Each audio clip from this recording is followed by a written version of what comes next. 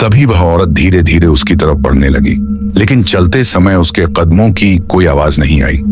फिर जैसे ही विशाल ने थोड़ा ध्यान देकर देखा तो उसने पाया वह औरत जमीन पर चल नहीं रही, बल्कि सरक कर उसकी तरफ बढ़ रही है। यह देखकर विशाल का गला सूख गया और डर के मारे वह भरी बारिश में भी पसीना पसीना हो गया।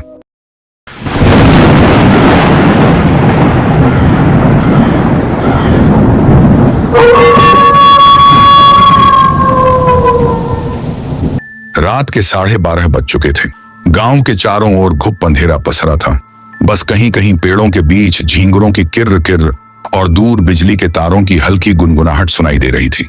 आसमान में बादल गहरे काले थे और टीन की छतों पर बरसती बारिश की बूंदें तड़ तड़ तड़ की आवाज कर रही थीं, जैसे किसी ने हजारों उंगलियां एक साथ पीतल की थालियों पर बजा दी हों। विशाल पास के गांव का एक स्कूल शिक्षक अपनी पुरानी साइकिल पर घर लौट रहा था। बरसात में साइकिल के टायर मिट्टी से लथपथ थे और हर पैडल के साथ कीचड़ उसके पैरों पर उछल रहा था। उसकी पीठ पर टंगा झोला पूरी तरह भीग चुका था और उसके अंदर रखी किताबें शायद अब किसी काम की नहीं रही। लेकिन आज का दिन कुछ अजीब था। हवा में एक ठंडी बर्फ जैसी कपकपी थी जो सीधे हड्डियों तक उतरती चली जाती थी।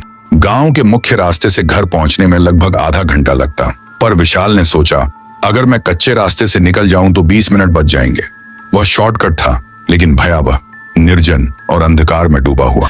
गांव के बूढ़े हमेशा कहते थे कि उस रास्ते से रात के समय कोई नहीं गुजरता। वह रास्ता शुरू हुआ तो साइकिल की घंटी भी खुद डर के मारे खामोश हो गई लगती थी। दोनों तरफ नीम और पीपल के पेड़ थे, जिनकी शाखाएं बारिश से भीगी हुई नीचे झुक आई थीं।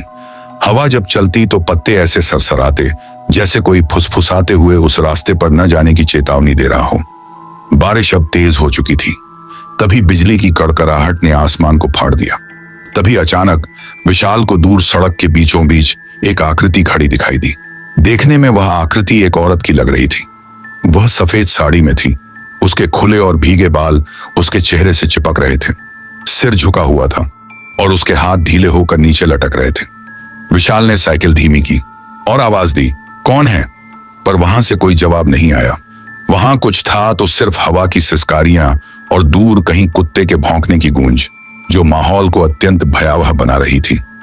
तभी वह औरत धीरे धीरे उसकी तरफ बढ़ने लगी, लेकिन चलते समय उसके कदमों की कोई आवाज नहीं आई।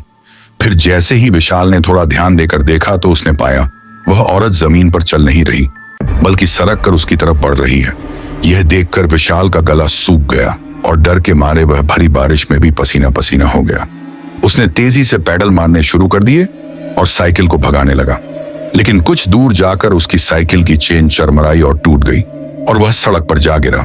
उसके हाथ मिट्टी में धंस गए, फिर भी उसने खुद को किसी तरह संभाला और उठ खड़ा हुआ। तभी उसने पीछे पलट कर देखा।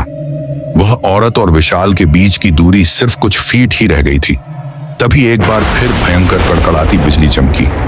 एक बार फिर आसमान उजला और उस उजाले में जो उसने देखा उसने उसकी रूह तक हिला दी। वो चेहरा इंसान का नहीं था। चमकती हुई पीली आंखें जैसे किसी पिशाच की हो, मुंह से लटकती काली जीभ जो उसके घुटनों तक आ रही थी और उसके शरीर से निकल रहा काला धुआं जैसे किसी अदृश्य आग से उठ रहा हो। उसकी शरीर की चमड़ी खरदरी और चमकदार थी, जैसे किसी अजगर की हो, और होंठों पर एक डरावनी अजीब टेढ़ी मुस्कान जो प्राण निकाल रही थी। यह भयावह दृश्य देखकर विशाल के पैरों में जैसे खुद ब खुद जान आ गई। वह बिना पीछे देखे भागा। बारिश उसके चेहरे पर चाकू जैसी चुभ रही थी। तभी उसे महसूस हुआ जैसे वह औरत अब बिल्कुल उसके पीछे उड़ रही हो। उसे उसकी सांसें अपने कानों में महसूस हो रही थीं। भागते भागते जब वह पुराने शिव मंदिर के पास पहुंचा, उसके कदम लड़खड़ा गए। वह सीढ़ियों पर लुढ़क गया और उसने भीतर से दीपक की हल्की लौ देखी। एक बूढ़े पुजारी भीतर बैठे थे। विशाल कांपते हुए अंदर घुसा और हांफते हुए बोला, पुजारी जी बचाइए, नहीं तो वह मुझे मार डालेगी। पुजारी ने कुछ नहीं पूछा, बस जल से भरा लोटा उठाया और विशाल पर छींटे मारे। फिर उन्होंने भारी लकड़ी का दरवाजा बंद कर दिया। बाहर से दरवाजे पर जोर जोर से थपेड़े पड़ने लगे, जैसे कोई पूरी ताकत से तोड़ने की कोशिश कर रहा हो। पुजारी ने आंखें बंद की और गहरी आवाज में मंत्र पढ़ने लगे। बाहर की आवाज और भी भयंकर हो गई और दरवाजा कांपने लगा। दीपक की लौ डगमगाई और फिर बाहर से आती हुई एक भयानक चीख के साथ सब शांत हो गया। न दरवाजे की आवाज, न बारिश, बस पुजारी की सांसों और विशाल की धड़कनों की आवाज।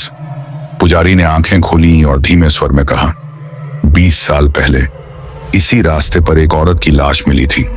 जांच पड़ताल करने पर पता लगा कि रात के समय उसके ससुराल वालों ने ही उसे मारकर इस रास्ते पर फेंका था। वह रात भर इसी रास्ते पर तड़प तड़प कर मरी थी। कुछ दिनों बाद उसके ससुराल वाले अपने ही घर में भयानक तरीके से जलकर मरे हुए पाए गए।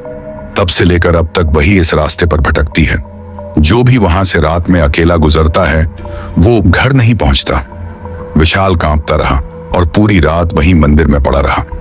सुबह की पहली किरणें जब अंदर आईं तो मंदिर के दरवाजे पर हल्की कीचड़ की परत थी। विशाल ने बाहर झांका। सड़क वीरान थी, पर कीचड़ में 2 बड़े बड़े पैरों के निशान बने हुए थे, एक उसके और दूसरी किसी और के। वे निशान मंदिर के दरवाजे तक आते थे और वहीं अचानक खत्म हो जाते थे। दरवाजे के पास मिट्टी में आधी धंसी हुई एक टूटी हुई पायल पड़ी, लेकिन उसमें से अब भी हल्की सी झिलमिलाहट निकल रही थी। विशाल ने कांपते हाथों से पायल उठाई और तभी मंदिर के भीतर की हवा ठंडी पड़ गई। दीपक की लौ बुझ गई। उसके पीछे से वही पुरानी फुसफुसाहट सुनाई दी, विशाल विशाल। और विशाल के हाथ से पायल नीचे गिर गई। मिट्टी में धंसते हुए उसने आखिरी बार देखा। दरवाजे की दरार में एक सफेद साड़ी का कोना धीरे धीरे भीतर सरक रहा था। बरसात अब थम चुकी थी, लेकिन उस मंदिर के आसपास आज भी पायल की झंकार कभी कभी सुनाई देती है।